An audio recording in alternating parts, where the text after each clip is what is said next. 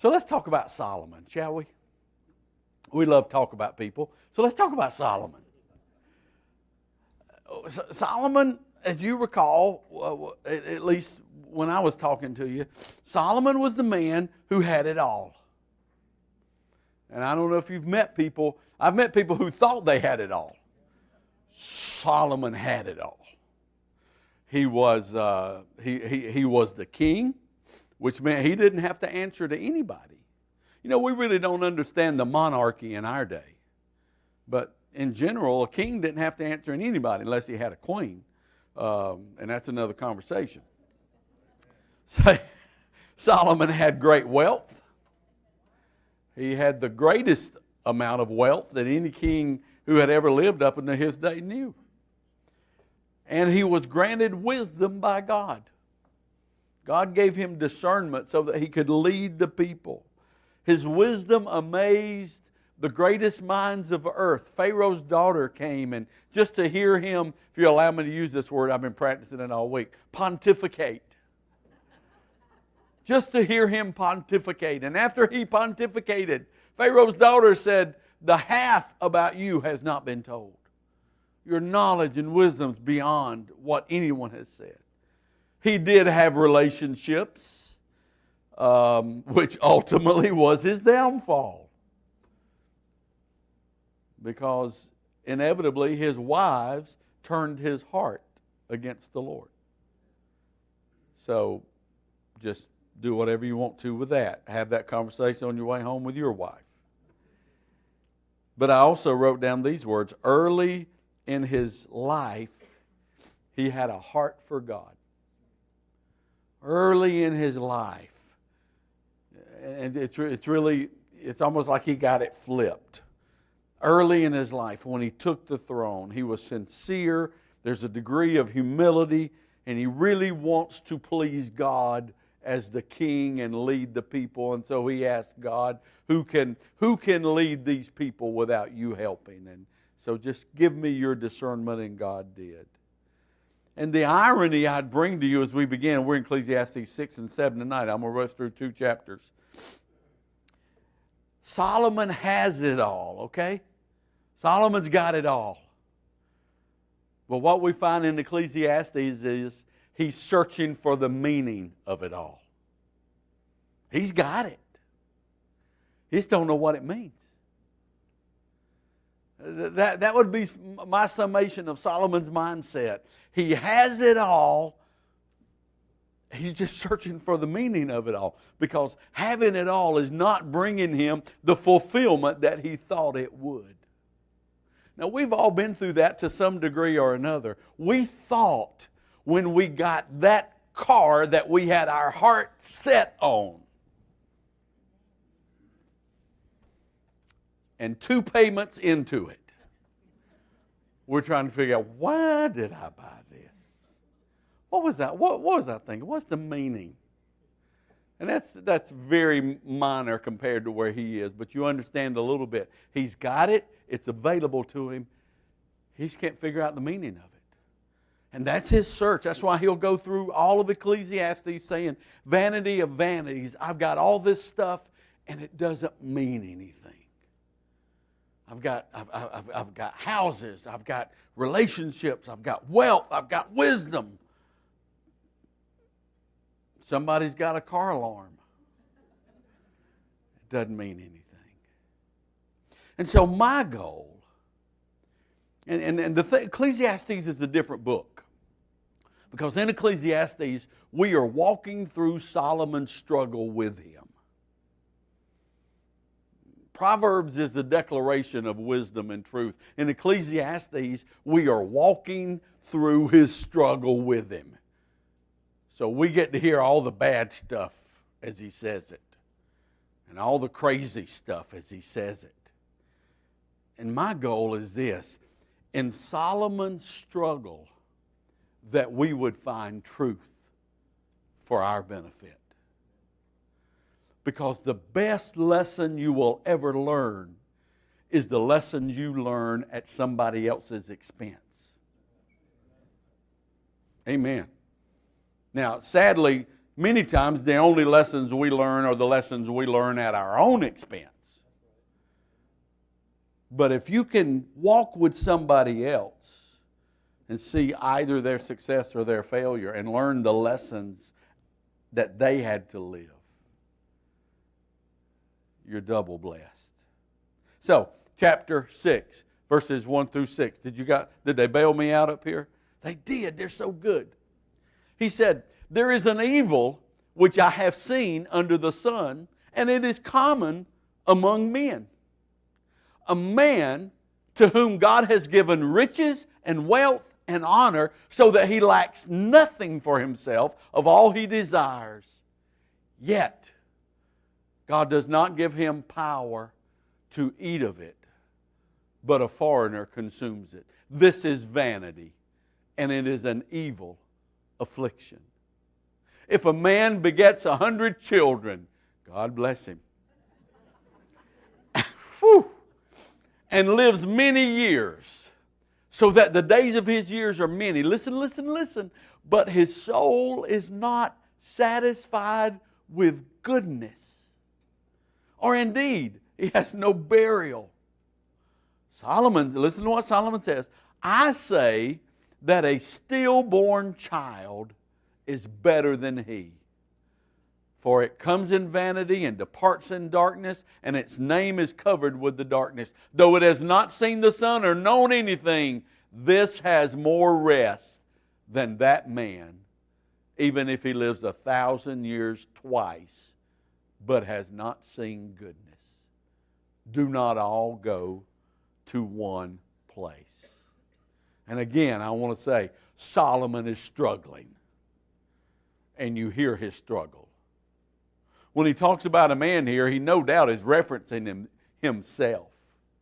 And he's almost saying, the life of a stillborn child is better than mine right now. The life of a child who never lived. He opened up with this little observation. I call it the folly of not enjoying the goodness of God. The folly of not enjoying the blessings. He said, you have this man who has great wealth and great honor, yet he never tastes the goodness of it. He's telling us you have this man that has everything he could want, but he's never satisfied. He never stops to taste how good God has been to him. He never pauses. He never considers. He never, if you'll allow me, he never enjoys the blessing God has given him. And I would submit to you, brothers and sisters, that there are scores of people around us and among us who are blessed beyond comprehension, and yet at the same time are the most miserable people you'll ever meet. Blessed beyond comprehension. And we've talked about this before. You know that over 90% of the world would love to live in your garage, because your garage is nicer than the homes of 90% of the people in the world. Now, the way my garage is right now, post-remodeling, I couldn't get but one or two of them. But we live in a blessed nation, and we are blessed people. But in the end, we got a lot of misery amongst all those blessings. It's almost like we won't let ourselves enjoy the goodness of God. We won't let ourselves enjoy how God has blessed us. Some don't enjoy it because they're afraid of losing it. And they wake up every day afraid that something that they hold to so dearly is going to be taken from them. So they can't enjoy one day because they're so bound in the fear of losing it. Others don't enjoy it because they are continually driven for more. I think it was John Paul Getty. They asked him, you're the wealthiest man in the world. How much is enough? And his reply was very simple. A little bit more. A little bit more. And there are people even down on the scale we would understand that God has blessed their lives, but they can never enjoy what God has given them because they always want a little bit more. Solomon says, it is absolute vanity for God to bless your life and for you not to enjoy it. It is absolute vanity. We can have a conversation. It is almost a sin for God to bless your life and you not enjoy it. I have some widows in this room tonight who would tell ladies, enjoy your husband. Yeah, he's messy. And you ain't going to change that. And he's probably unappreciative, and you ain't going to change that. But you better enjoy that blessing while he's here. And I have some widowers who would have the same conversation. And a lot of us as parents would look at those who still have children at home, and we would start the Trace Atkins soundtrack. And we would say, you're going to miss this. You're going to want this back. You're going to wish these days didn't go by so fast. Amen? Amen. There's something in all of us that if we aren't careful, we miss the very goodness of the blessing. Solomon says this is ridiculous. That here's a man who has great riches and wealth and honor and he lacks nothing, but he doesn't even have the power to enjoy it. Doesn't even have the power to enjoy it. A foreigner has to come and enjoy it because I can never enjoy it.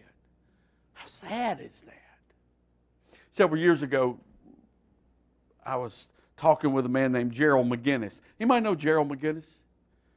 Well, good, I can talk about him. You know, Gerald pastored the Park West Church of God in Knoxville, Tennessee. He still serves in a pastoral role there. His son Jeremy might have been at Lee with you, Matt. He's about that age, or Josh maybe. But Gerald is a little bit older than me, and he's on one of the boards I'm on. He looked over at me, asked me, "How old are you?" And I told him. He said, "Well, you're about to be 60." He said, "You're going to go into the best years of your ministry in your 60s." I said, "Really?" All right. Because up to now, it's been a little bumpy ride here and there, you know. He said, "No, you're going to go into your best years." He said, "Here's my advice to you. Enjoy them. Don't ever feel guilty for enjoying the blessing of ministry." And I never thought about it. Because most preachers I know are about the most miserable people you've ever met.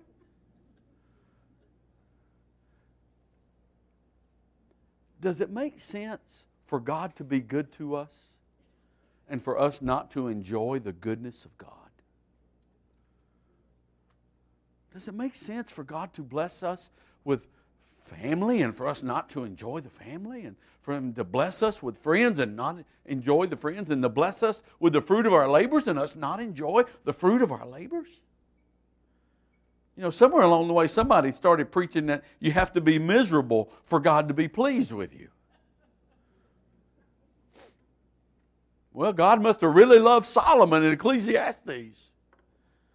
But Solomon walks around saying, this is all vanity. I have 100 kids. I live many years, but I have no joy. I would be better off. I'm no better than the stillborn child. So my point in this passage is this: we all have blessings that God has given us. Take time to enjoy them. Take time to enjoy them. Verse 7 through 12.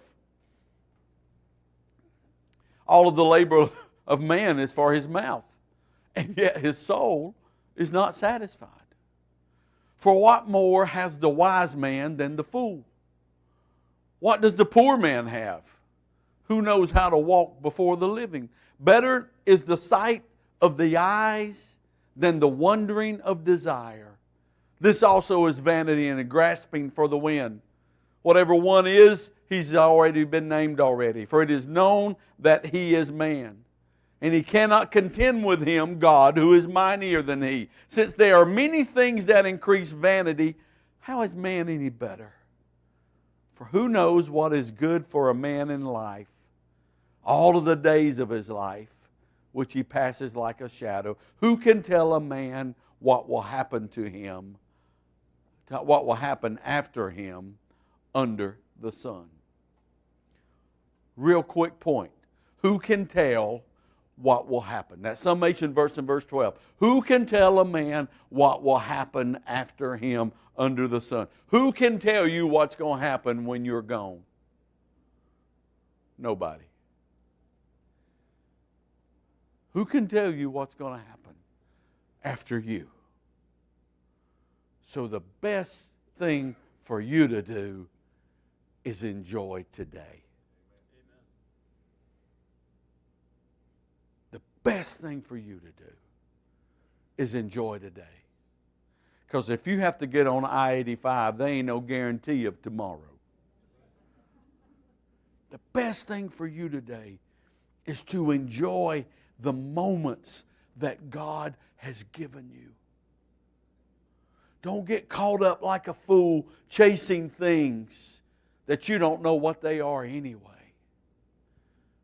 Enjoy what God has given you, because it'll be gone so quickly. Amen. I told the Blairs, I was thinking today, I had one more funeral today at 11 o'clock, Ruby Phillips. And I was thinking driving home, I need to go back and count how many I've done since August. And then I thought, no, I don't. I don't need to know. But what all of us should have learned in the last 3 months is none of us has any guarantees.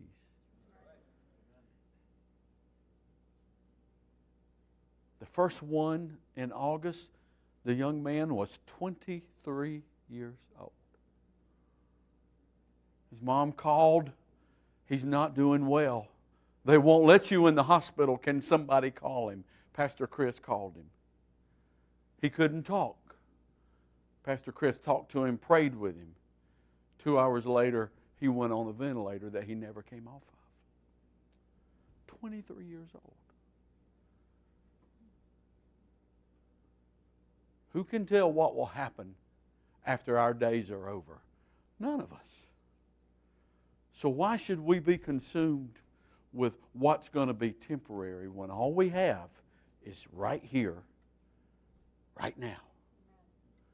The people that are in our life right here, right now. The blessings God has given us right here, right now. Life is passing like a shadow.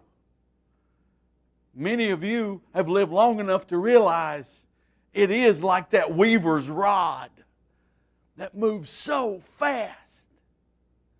How many of you here are 80 or older?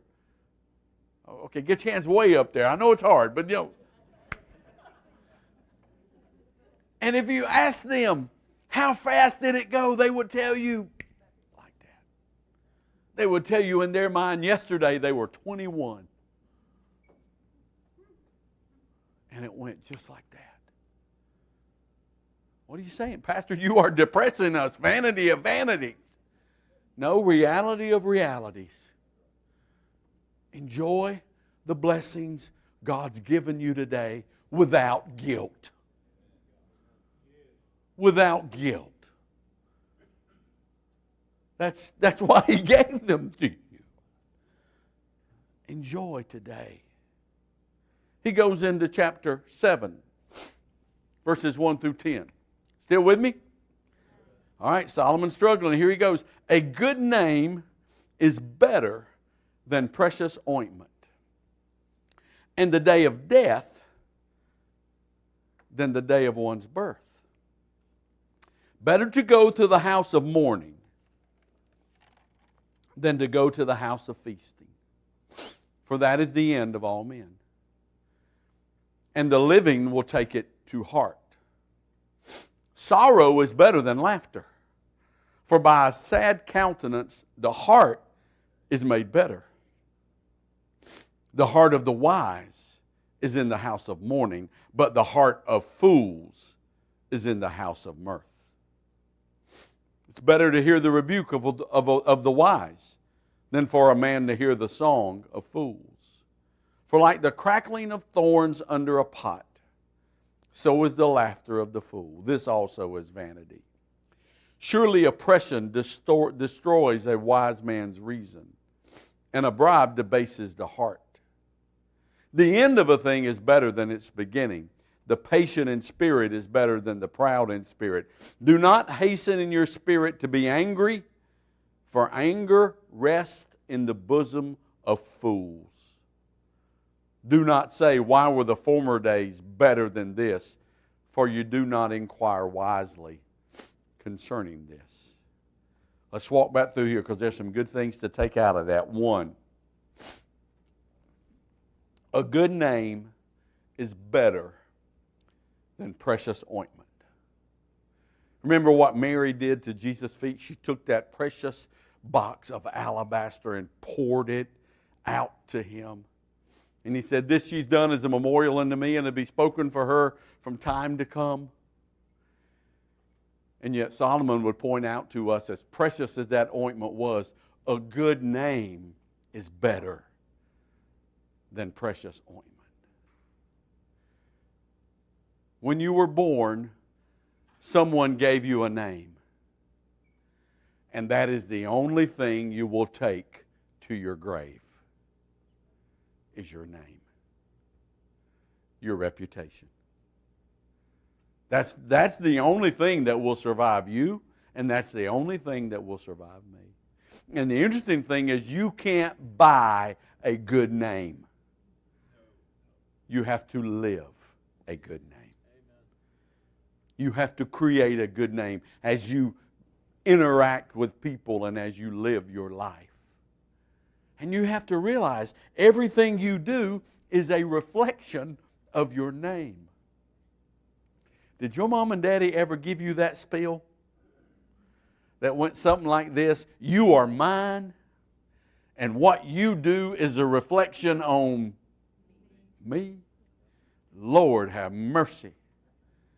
My daddy had me sobbing. I'd say, here's my belt. Beat me, beat me.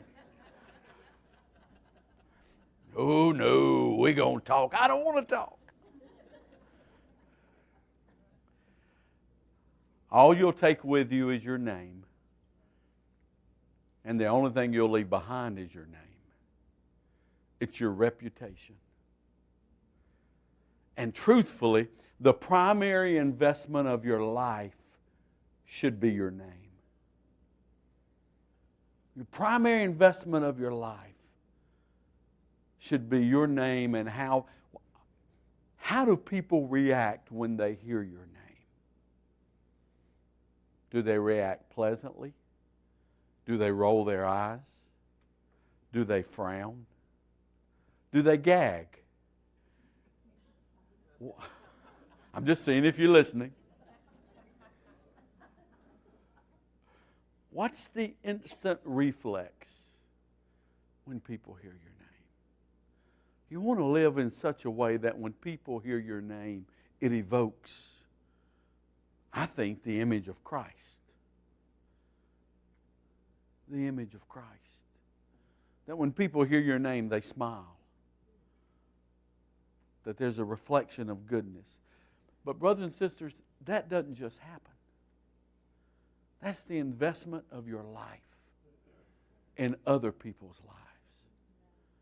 And a good name is more precious than fine ointment. Verses 2 through 4, he says, going from a good name, he brings us to what I call the perspective place. My wife's great-grandmother, her name was Reen Mitchell. Can I say this? I think I can say this. A Christian lady. And here's the part I've been wrestling with. One of the meanest Christian ladies you'll ever meet, but a Christian lady who loved wrestling and her soap operas. But there's a lot of things she didn't like. She never went to a wedding. Except hers. She didn't go to her daughter's wedding. She was living with Jan. She moved in with Jan's parents when Jan was very young. And she didn't go to our wedding. She never missed a funeral. But she would not go to a wedding. I don't know if this was the reference she used for that or not. But when I read that, I thought about Reen Mitchell. What's Solomon saying here? You know, better to go to the house of mourning than the house of feasting? Better to go to a funeral than a wedding? Better to have a sad countenance? What's he saying here? I'll tell you what he's saying. He's contrasting feasting versus fasting or folly. It basically says feasting can turn into folly real easy. But mourning will put everything in perspective. There is nothing that will put life in perspective like death. Amen. You will fuss about the tiniest, minutest things in the world until you come face to face with death. And things that you fussed about for weeks and months will mean nothing. Amen. When I got that call, and I've shared this with some, I've talked so much the last 3 months, I don't know what I've said to who. When I got that call on that Saturday morning, Pastor, we've had 2 people die in the last 2 hours. Between 4 o'clock in the morning and 6 o'clock in the morning, we had 2 deaths of COVID. And it was just, when I went to bed, nobody was close. When I got up, 2 were gone. And I got in the car. I had to run over to Justin's house early that morning to do something. And I'm driving over there, and the sun was just coming up over the meadow, and the mist was rising over the sun. And all of a sudden, the perspective of life was just right there. You know what? All the things that you've been let worrying you don't mean anything. Because one day you'll leave this earth. Doesn't mean anything. That's what Solomon's saying here. Solomon says, if you focus your life on feasting and having a good time, you will lose perspective of reality. You're better off going to the place of sorrow because it causes your heart to think about what really matters. Amen. It causes your heart to consider about what really matters. There is nothing that better to put life in perspective than death. I don't have time. I got time. What do I care? Where y'all going? Justin was in about the 8th grade, and he was the middle school basketball team captain. And if you knew Justin growing up, his life revolved around a basketball. He went to sleep with a basketball. He woke up with a basketball. There was always a basketball in his hand. If you drove by the gym at any time in the middle of the day, middle of the night, you're liable to see my car here because this is what he did. And so they had a basketball practice, and it was bad. And he got in the car, and he was slamming the door and you know, mad. And I know none of you have those children. And he was, I said, what you want for dinner? Nothing. And you know. So, okay, I got to do something about this. And so we pulled in out of the parking lot, and he was expecting me to turn left. I turned right. Where you going?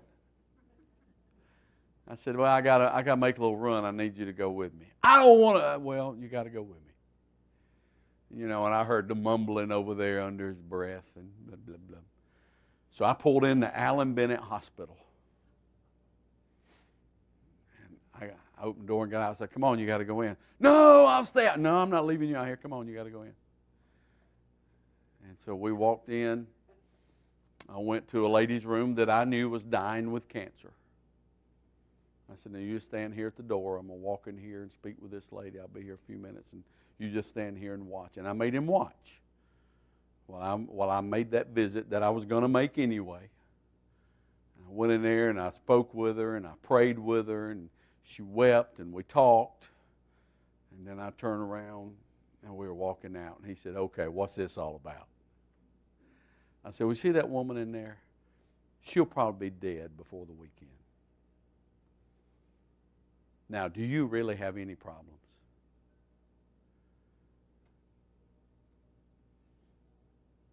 Of course, he's a smart aleck kid. Yeah, I got problems. But it was a quiet ride home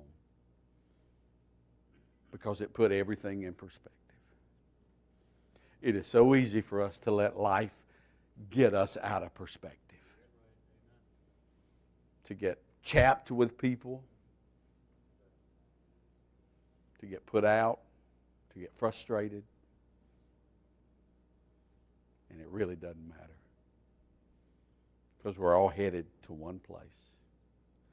And so what we better do is enjoy every day and live it for the glory of Christ.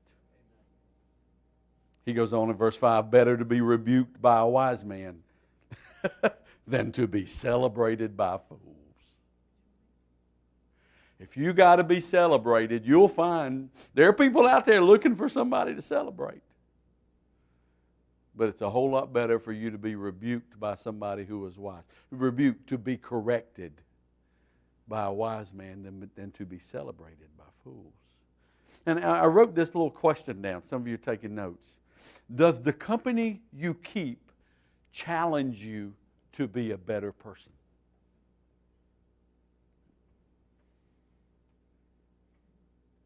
Boy, it's quiet. Better to be rebuked by a wise man than to be celebrated by fools. Does the company you keep challenge you to be a better person? I think it was Jakes who said he always tries to surround himself by a couple of people who make him think differently. He said, I got plenty of people who want to be around me, but I need to be around people who challenge me to think and see life differently. Does the company you keep, does it challenge you to be a better person? Verses 8 through 12, I'm hurrying. He's talking about being patient in the pursuit of wisdom. I love what he says. The ending of a thing is better than the beginning of a thing. People will admire how you start, but people will remember how you finish. They'll admire your wedding and what a grand and glorious day it was, but they'll remember if the marriage lasted. And I had 3 weddings in October, and I would tell them all, boys and girls, this is the easy part. It ain't the cheap part, but the wedding's easy.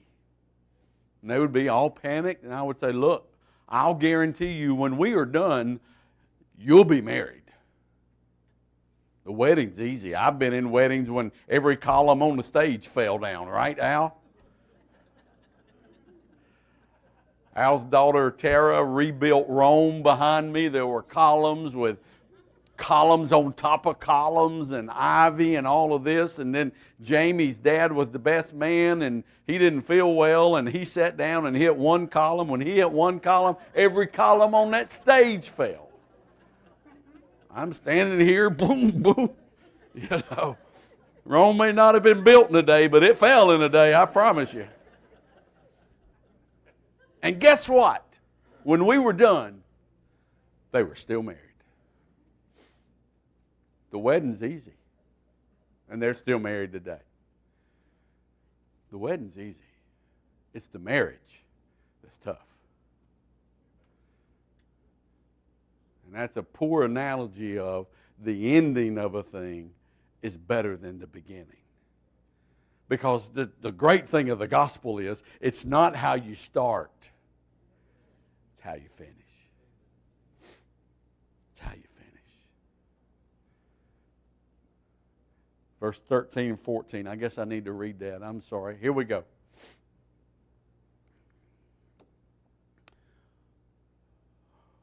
Wisdom is good with an inheritance and profitable to those who see the sun. For wisdom is a defense, as money is a defense. But the excellence of knowledge is that wisdom gives life to those who have it. Consider the work of God. For who can make straight what He has made crooked? In the day of prosperity, be joyful. But in the day of adversity, consider. Surely God has appointed one as well as the other, so that man can find out nothing that will come after him. Solomon said, I've seen everything in my days of vanity. There's a just man who perishes in his righteousness, and there's a wicked man who prolongs his life in wickedness. Ain't it so? So do not be overly righteous, nor overly wise. Why should you destroy yourself? Do not be overly wicked, nor foolish. Why should you die before your time? It is good that you grasp this, and also not remove your hand from the other. For he who fears God will escape them all. Wisdom strengthens the wise more than 10 rulers of the city. And there is not a just man on earth who does good and does not sin. Wisdom, the center subject, wisdom. What does Proverbs teach us? Fear of the Lord is the beginning of wisdom. It all starts with a proper reverence toward God that leads us down the path of the wise.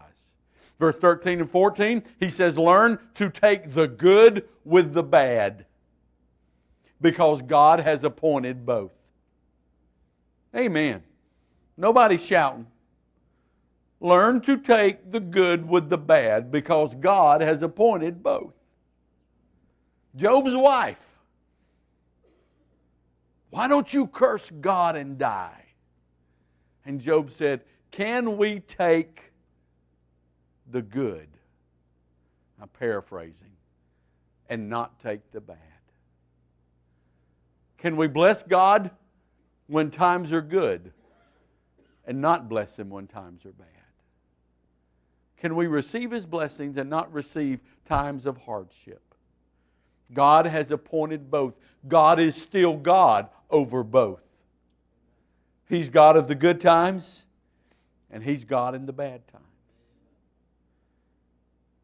Verses 15 through 20, He has said, I've seen it all.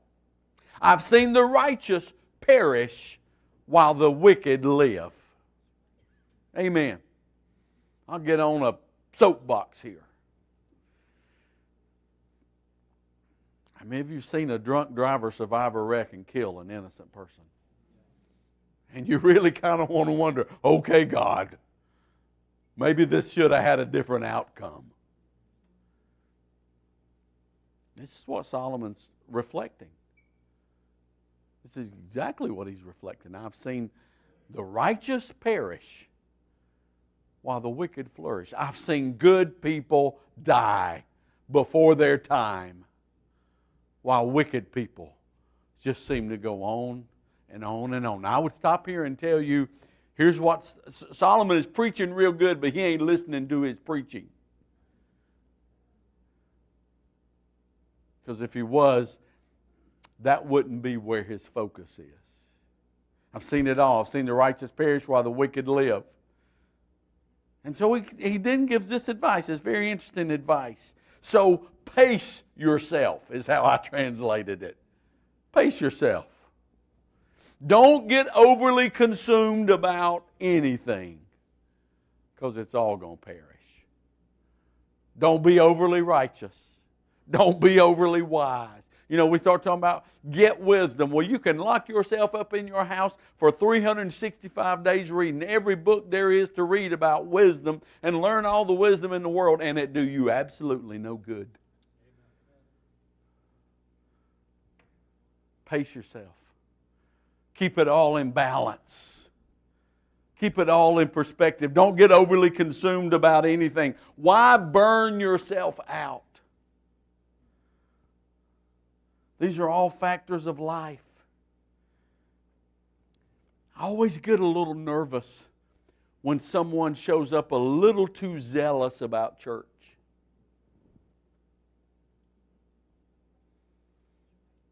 I always get a little nervous. Well, preacher, wouldn't you want people zealous? I do want them zealous about church. But when they're a little too zealous about church, here's what I have seen flash paper before. I was a children's pastor. We use flash paper. You know what flash paper is? It's that paper you throw up in the air and whoof, it flames. It's wonderful. Then you know what happens? You can't find it. And there are a lot of Christians who their walk with the Lord could be painted as flash paper. They became overly consumed in a moment and then they were gone. Jesus talked about the seeds that sprung up immediately, but then in the heat of the day, they wilted. Don't burn yourself out.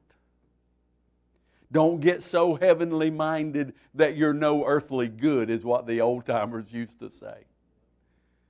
Because all you're doing is setting the stage for disaster. Almost done. Y'all ready? Oh yeah, it's late. Verse 21. I love this. Also, do not take to heart everything people say. I've preached now. Do not take to heart everything that people say, lest you hear your servant cursing you. For many times also, your own heart has known that even you have cursed others. See, you didn't know he was in the car with you that day. All this I have proved by wisdom. I said I will be wise, but it was far from me. As for that which is far off and exceedingly deep, who can find it out? I applied my heart to know, to search, and to seek out wisdom and the reason of things, to know the wickedness of folly, even the foolishness and madness. And I find more bitter than death the woman whose heart is snares and nets, whose hands are fetters. He who pleases God shall escape her, but the sinner shall be trapped by her. Solomon is confessing. Solomon is confessing. Here's what I found, says the preacher. Adding one thing to the other to find out the reason, which my soul still seeks out, but I cannot find. One man among 1,000 I have found, but a woman among all these I have not found. Truly, this only have I found, that God made man upright, but they have also sought out many schemes. Two quick thoughts and I'm done. One, don't take yourself too seriously. Let me say that again. Don't take yourself too seriously. Let me add another way. Don't be afraid to laugh at yourself. Amen. Her name was Annette Rigsby. She was one of our first residents in the village, her and Bill Rigsby. Annette actually introduced my mother and daddy to each other as teenagers. That's how far back my family goes with Annette. Annette, in the prime of her life, was struck with MS. And she would spend the last several years of her life in a wheelchair. It was the ladies' Christmas banquet that we used to be able to have when we had a facility that could hold all of our ladies. We don't have that now. Well, it was the ladies' Christmas banquet. And I was in the gym playing basketball, and the ladies were going to be in the fellowship hall across from the gym. And I'm in there with some guys playing basketball, and somebody come running in. Annette has fallen in the parking lot. And I'm thinking, this poor woman with MS, all dressed up for the ladies' banquet, put on her best clothes, come tonight, and here she's falling in the parking lot. I go running out the door. They said she's over here. I run around the corner, and when I turned the corner, she had fallen getting out of the car. Her upper torso was still in the car, and her lower torso and the hips and the legs were sticking out of the car.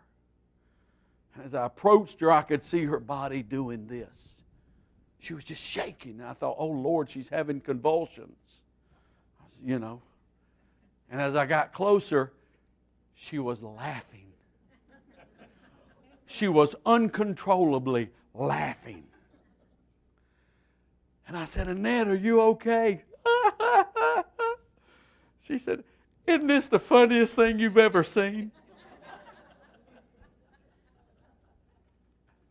I'll never forget that. She was one in a million other people would have said, I'm going home and never coming out again. But Annette understood what Solomon said. Don't take yourself too seriously. Don't take yourself too seriously. Don't take everything to heart. Don't take everything to heart that people say about you. If I took everything to heart people said about me, I'd never leave the house. Don't take everything to heart people say about you. Verse 23 through 29, this is Solomon's downfall. He was searching for wisdom, but he got caught up with women.